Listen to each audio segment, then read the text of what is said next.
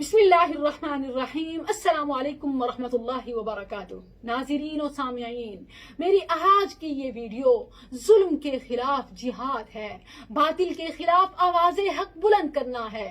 میری آواز کے ساتھ اپنی آواز ملائیے اور اپنے حصے کا کردار انصاف کے لیے ادا کیجیے۔ ناظرین، قصور کا واقعہ، قاری خلیل الرحمن کا بیٹا قاری حافظ سمیع اللہ پورا رمضان تراویح میں قرآن سنانے والا، صوم و صلات کا پابند بچہ کہ جسے اللہ کے گھر مسجد کے دروازے کے سامنے بڑی بے دردی سے ناحق قتل کر دیا جاتا ہے۔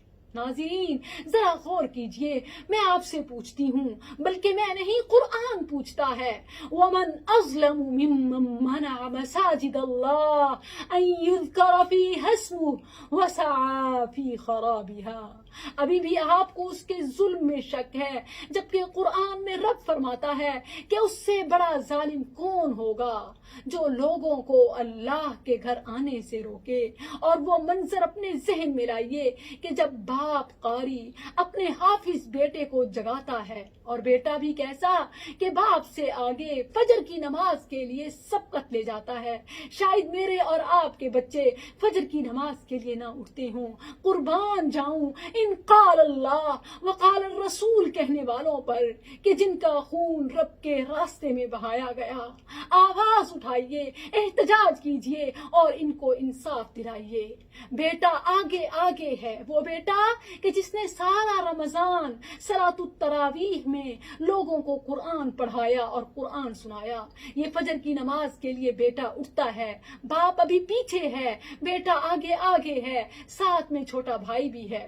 مسجد کے دروازے پر پہنچتے ہیں تو یہ صاحب منصب، یہ کوئی قاتل، کوئی ظالم آگے بڑھتا ہے اور بڑی بے دردی سے رب کے گھر کے سامنے دروازے پر اس کا قتل کر دیتا ہے۔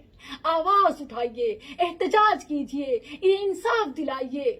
یاد رکھیے، اگر آپ نے اپنے حصے کا کردار ادا نہ کیا تو آپ بھی ظالم کے ساتھ ہوں گے۔